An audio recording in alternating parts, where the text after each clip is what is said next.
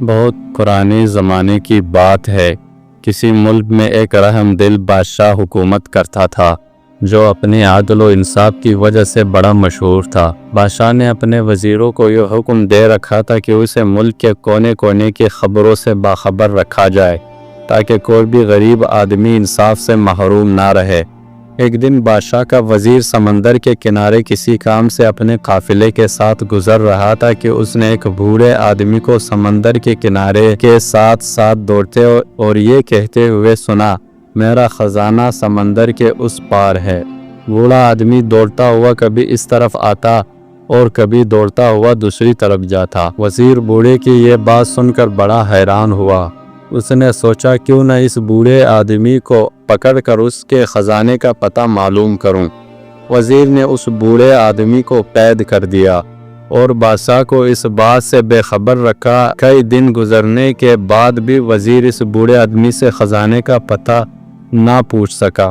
وزیر نے سوچا تھا کہ میں بوڑھے آدمی کا بتایا ہوا خزانہ حاصل کرنے کے بعد ملک کا امیر ترین آدمی بن جاؤں گا، مگر اس کا خواب پورا نہ ہو سکا۔ وزیر بوڑھے آدمی کو روز مارتا اور ایک ہی سوال پوچھتا کہ خزانہ کہاں ہے، مگر بوڑھا ایک ہی جواب دیتا کہ میرا خزانہ سمندر کے اس پار ہے۔ وزیر بوڑھے کی روز ایک ہی بات سن کر تنگ آ چکا تھا۔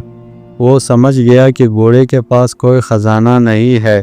اگر کوئی خزانہ ہوتا تو یہ پٹے پرانے کپڑوں کے ساتھ سمندر کے کنارے زندگی بسر نہ کرتا۔ یہ تو کوئی مجھے پاگل دیوانہ لگتا ہے۔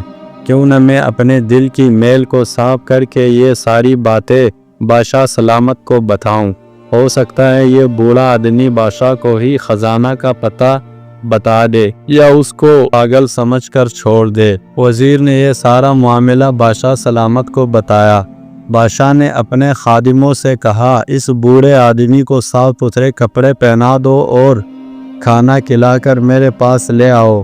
پھر بادشاہ نے کہا، بابا جی آپ کا خزانہ کہاں ہے؟ بوڑھے آدمی نے پھر وہی جواب دیا کہ میرا خزانہ سمندر کے اس پار ہے۔ بادشاہ نے وزیر کو حکم دیا کہ بوڑھا آدمی جہاں کہتا ہے اسے وہاں لے جاؤ۔ وزیر نے سفر کی تیاری شروع کر دی۔ اگلے دن صبح سویرے گھوڑے تیز رفتاری سے دوڑتے چلے جا رہے تھے۔ پھر مختلف راستوں سے گزرنے کے بعد ایک جگہ زمین نرم ہونے کی وجہ سے بادشاہ کے وزیر کا گھوڑا زمین میں پھنستا چلا گیا۔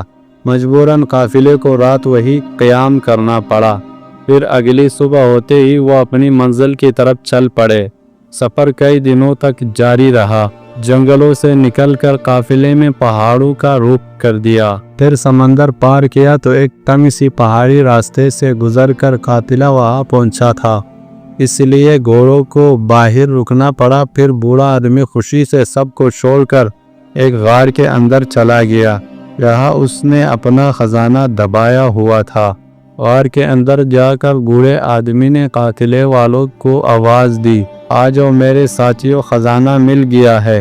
جب غار کے اندر آ کر قافلے والوں نے پٹی پرانی ڈھیر ساری کتابوں کو دیکھا تو وہ حیران ہوئے، کیا اس بوڑھے آدمی کا یہ خزانہ ہے؟ مگر قافلے والے کر بھی کیا سکتے تھے؟ جب وزیر اور اس کے ساتھی پھٹے پرانے کتابیں کو گھوڑوں پر لاد کر بادشاہ کے محل میں پہنچے تو بادشاہ بوڑھے آدمی کی پٹی پرانے کتابیں دیکھ کر حیران رہ گیا اور دل میں سوچنے لگا کہ کیا بوڑھے آدمی کا خزانہ یہ پٹی پرانی کتابیں ہی ہیں؟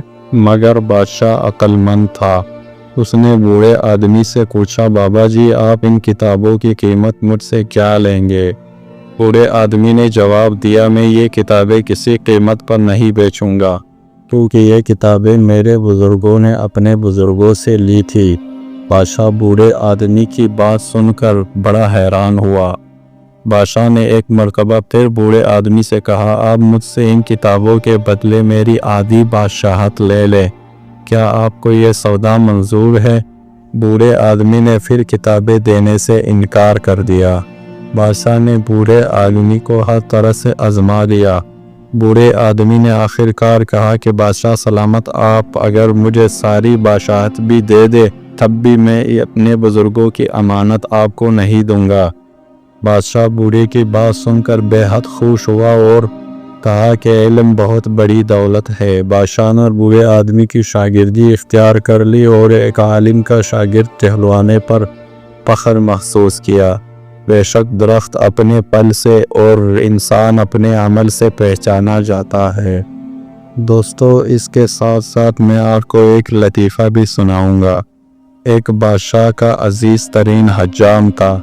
یہ روزانہ بادشاہ کے پاس حاضر ہوتا تھا اور 2-3 گھنٹے اس کے ساتھ رہتا تھا۔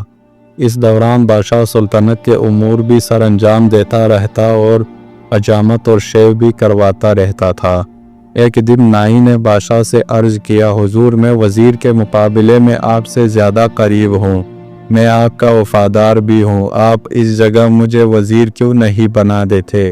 بادشاہ مسکرایا اور اس سے کہا، میں تمہیں وزیر بنانے کے لیے تیار ہوں، لیکن تمہیں اس سے پہلے ٹیسٹ دینا ہوگا۔ نائی نے سینے پر ہاتھ باندھ کر کہا، آپ حکم کیجیے۔ بادشاہ بولا، بندرگاہ پر ایک بحری جہاز آیا ہے، مجھے اس کے بارے میں معلومات لا کر دو۔ نائی بھاگ کر بندرگاہ پر گیا اور واپس آ کر بولا، جی وہاں جہاز کھڑا ہے۔ بادشاہ نے پوچھا، یہ جہاز کب آیا؟ نائی دوبارہ سمندر کی طرف بھاگا، واپس آیا اور بتایا 2 دن پہلے آیا۔ بادشاہ نے کہا، یہ بتاؤ یہ جہاز کہاں سے آیا؟ نائی تیسری بار سمندر کی طرف بھاگا، واپس آیا تو بادشاہ نے پوچھا، جہاز پر کیا لدا ہے؟ نائی چوتھی بار سمندر کی طرف بھاگ کھڑا ہوا۔ قصہ مختصر، نائی شام تک سمندر اور محل کے چکر لگا لگا کر تھک گیا۔ اس کے بعد بادشاہ نے وزیر کو بلوایا اور اس سے پوچھا، کیا سمندر پر کوئی جہاز کھڑا ہے؟ وزیر نے ہاتھ باندھ کر عرض کیا، جناب، 2 دن پہلے ایک تجارتی جہاز اٹلی سے ہمارے بندرگاہ پر آیا تھا۔ اس میں جانور، خوراک اور کپڑا ہے۔ اس کے کپتان کا نام یہ ہے۔ یہ 6 ماہ میں یہاں پہنچا۔ یہ 4 دن مزید یہاں ٹھہرے گا، یہاں سے ایران جائے گا اور وہاں 1 ماہ رکے گا اور اس میں 209 لوگ سوار ہیں، اور میرا مشورہ ہے ہمیں بحری جہازوں پر ٹیکس بڑھا دینا چاہیے۔ بادشاہ نے یہ سن کر حجام کی طرف دیکھا۔ حجام نے چپ چاپ استرا اٹھایا اور عرض کیا، کلمہ چوٹیاں رکھیں کہ وڈیاں۔ دوستو، یہ کہانی آپ کو کیسی لگی؟ کمنٹس میں اپنے رائے کا اظہار ضرور کیجیے گا۔ ہمارے چینل کو سبسکرائب کر دیجیے گا۔ ویڈیو دیکھنے کا بہت بہت شکریہ۔